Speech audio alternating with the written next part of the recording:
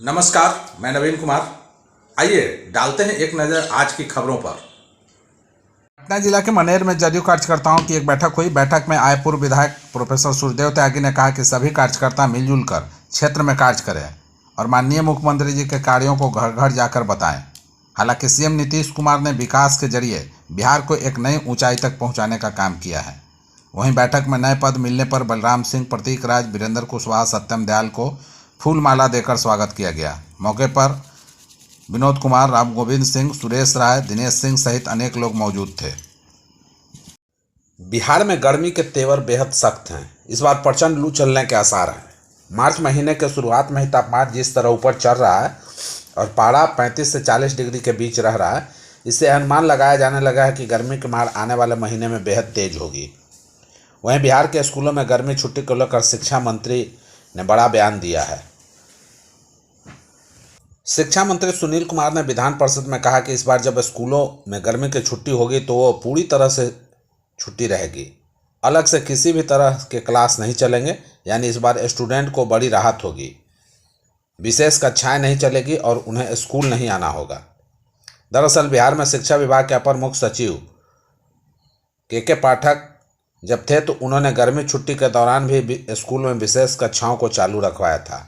पढ़ाई में कमज़ोर बच्चों के लिए स्पेशल क्लास होती थी, जिसका विरोध भी कई जगहों पर देखा जा रहा था। इस फैसले को इस बार सरकार ने बदल दिया है। इस बार गर्मी के तेवर जिस तरह से सख्त होने वाले हैं, उसे लेकर मौसम विभाग की चेतावनी भी लगातार आ रही है। बिहार के राजनीति में एक बार फिर सियासी गर्मी बढ़ गई है। मुख्यमंत्री नीतीश कुमार और पूर्व मुख्यमंत्री राबड़ी देवी के बीच विधान परिषद में तीखी नोकझोंक देखने को मिली। सदन की कार्यवाही के दौरान नीतीश कुमार ने राबड़ी देवी को लेकर टिप्पणी कर दी, जिसके बाद विवाद खड़ा हो गया। नीतीश कुमार ने सदन में कटाक्ष करते हुए कहा, पार्टी तो उनके हस्बैंड का था, ये बेचारी तो ऐसे ही आ गई। उनके इस बयान से सदन में हंगामा मच गया। राबड़ी देवी भी चुप नहीं बैठी और तुरंत पलटवार करते हुए कहा कि उन्हें बेवजह कमजोर समझने की भूल न करें। महागठबंधन के सदस्य नीतीश कुमार के इस बयान पर आक्रोश जताने लगे। यह पहली बार नहीं है जब नीतीश कुमार ने राबड़ी देवी पर इस तरह का बयान दिया हो। इससे पहले भी वह कह चुके हैं कि उनके पति को पद से हटाया गया, इसलिए वह मुख्यमंत्री बनी। यह टिप्पणी भी तब राजनीतिक गलियारों में काफ़ी चर्चा रही थी। दरअसल विधानसभा में कानून व्यवस्था को लेकर सत्ता पक्ष और विपक्ष के बीच बहस हो रही थी। इसी दौरान राबड़ी देवी ने अपने मुख्यमंत्री कार्यकाल की उपलब्धियों का जिक्र किया। इस पर नीतीश कुमार ने मगही भाषा में तंज कसते हुए कहा, छोड़ा ना, तोहरा कुछ मालूम है। उनके इस बयान पर महागठबंधन के सदस्यों ने कड़ी आपत्ति जताई। जैसे मार्च का महीना अपनी समाप्ति की ओर बढ़ रहा है, मौसम में गर्मी बढ़ती जा रही है। अभी भले ही देश के कुछ स्थानों पर बारिश और तेज हवाएं चलती दिख रही है, लेकिन 30 मार्च तक बारिश का नामो निशान खत्म हो जाएगा। मौसम विभाग ने भयंकर गर्मी का अलर्ट जारी किया है। पश्चिमी विक्षोभ की वजह से आने वाले कुछ दिनों में पहाड़ों पर बारिश देखने को मिल सकती है, लेकिन मैदानी इलाकों और खासकर उत्तर प्रदेश में गर्मी का प्रकोप लोगों के पसीने निकालने में कोई कसर नहीं छोड़ेगा। इस वक्त 2 पश्चिमी विक्षोभ सक्रिय हैं। पहला पश्चिमी विक्षोभ झारखंड और बिहार के ऊपर बना हुआ है, जबकि दूसरा पश्चिमी विक्षोभ कतर के पास सक्रिय है। इनके कारण पश्चिमी हिमालय क्षेत्र में 27 मार्च तक फिर से बारिश शुरू होने की संभावना है। उत्तर पश्चिम भारत के मैदानी स्थानों में कई जगहों पर अगले 2 दिनों के दौरान तापमान में 2 से 3 डिग्री की बढ़ोतरी देखने को मिल सकती है। हालांकि उत्तर प्रदेश में काफ़ी गर्मी पड़ने वाली है। यहाँ अगले 4 दिनों में तापमान में 4 से 6 डिग्री तक की वृद्धि हो सकती है। दिल्ली की मुख्यमंत्री रेखा गुप्ता का जवाब नहीं। रेखा गुप्ता ने दिल्ली का बजट पेश किया। इसके साथ ही वह एक झटके में अरविंद केजरीवाल और मनीष सिसोदिया से आगे निकल गई। उन्होंने पहले बजट में कई रिकॉर्डों की झड़ी लगा दी। जो काम कभी अरविंद केजरीवाल नहीं कर पाए, वह रेखा गुप्ता ने कर दिखाया। इतना ही नहीं, वह मनीष सिसोदिया को भी फेल कर दिया है। जी हाँ, दिल्ली की मुख्यमंत्री रेखा गुप्ता ने वित्त वर्ष 2025-26 के लिए 1 लाख करोड़ रुपए का बजट पेश किया। इसमें बिजली, सड़क, पानी और संपर्क सहित 10 केंद्रों पर ध्यान केंद्रित किया गया। अब आपके मन में सवाल होगा कि आखिर रेखा गुप्ता के बजट भाषण से अरविंद केजरीवाल और सिसोदिया का क्या कनेक्शन है। यहाँ ध्यान देने वाली बात है कि अरविंद केजरीवाल ने कभी बजट पेश नहीं कर पाए। इसकी वजह है कि उनके पास कभी वित्त मंत्रालय नहीं रहा। अरविंद केजरीवाल ने दिल्ली के मुख्यमंत्री के रूप में कभी बजट पेश नहीं किया है। वहीं सीएम रेखा गुप्ता ने अपना पहला बजट पेश किया। उनका बजट भाषण काफ़ी लंबा था। उन्होंने करीब 2.25 घंटे लंबा भाषण दिया और इसके साथ उन्होंने मनीष सिसोदिया का भी रिकॉर्ड तोड़ दिया, क्योंकि उनका पहला बजट भाषण 1 घंटे 30 मिनट का था। बिहार विधानसभा में खूब हंगामा हुआ था जब डिप्टी सीएम सम्राट चौधरी और नेता प्रतिपक्ष तेजस्वी यादव के बीच नोकझोंक हुई थी। अब बारी विधान परिषद की थी, लेकिन सामने तेजस्वी यादव नहीं बल्कि विपक्षी राजद के विधान पार्षद लगातार टोका टोकी कर रहे थे।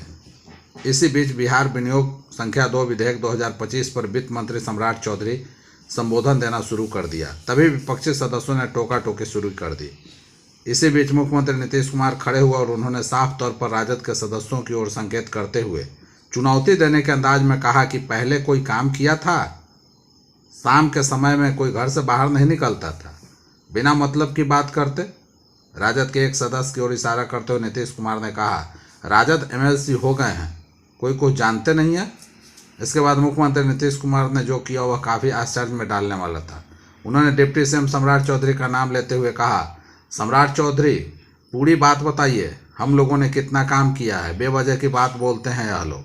इस पर सम्राट चौधरी उठ खड़े हुए और विपक्षी विधान पार्षदों से जुबानी लोहा लेने लगे। सम्राट चौधरी ने कहा कि लालू यादव के शासनकाल में एक भी मेडिकल कॉलेज बिहार में नहीं खुला। बिहार में जितने मेडिकल कॉलेज थे उससे कई गुना मेडिकल कॉलेज खोलने का काम मुख्यमंत्री नीतीश कुमार ने किया है। राजद के लोग जितना कीचड़ फैलाएंगे उतना कमल खिलेगा। सम्राट चौधरी ने कहा कि गोबर फेंकने वाले लोग गोबर वाली ही बात करेंगे। हरे रंग के टी शर्ट देख भड़के सीएम नीतीश। बिहार विधान परिषद में भारी हंगामा हुआ। राजद सदस्य आरक्षण के मुद्दे पर हंगामा कर रहे थे। सदन की कार्यवाही जैसे ही शुरू हुई, राजद सदस्य हंगामा करने लगे और आरक्षण की 9वीं अनुसूची में डालने की मांग करते हुए बेल में पहुंच गए। इस दौरान मुख्यमंत्री सदन में मौजूद थे। राजद के अधिकांश सदस्य हरे रंग का टी शर्ट पहन कर आए हुए थे। यह देखकर मुख्यमंत्री भड़क गए और कहा कि यह सब बोगस है, इसका कोई मतलब नहीं है, ऐसा कहीं देखा है? बिहार इंटरमीडिएट की परीक्षा में साइंस टॉपर बनी प्रिया जायसवाल ने न सिर्फ अपने माता पिता और जिले का नाम रोशन किया है, बल्कि पूरे बिहार का सीना चौड़ा कर दिया है। प्रिया एक साधारण परिवार की बेटी है और उनके पिता किसान हैं। एक किसान की बेटी की इस सफलता पर सभी को गर्व की अनुभूति हो रही है। दरअसल बिहार विद्यालय परीक्षा समिति ने 12वीं यानी इंटरमीडिएट का रिजल्ट जारी कर दिया है। बिहार सरकार के शिक्षा मंत्री सुनील कुमार ने रिजल्ट जारी किया है। इस मौके पर शिक्षा विभाग के अपर मुख्य सचिव एस सिद्धार्थ और बिहार बोर्ड के अध्यक्ष आनंद किशोर भी मौजूद रहे। इंटरमीडिएट साइंस की परीक्षा में बगहा की रहने वाली प्रिया ने पूरे बिहार में टॉप किया है। पश्चिम चंपारण के बगहा स्थित राज्य संपोषित SS+2 स्कूल हरना टाड़ की छात्रा प्रिया जायसवाल ने इंटर की परीक्षा में कुल 484 अंक यानी 96.8% लाकर टॉप किया है। प्रिया जायसवाल पश्चिमी चंपारण जिले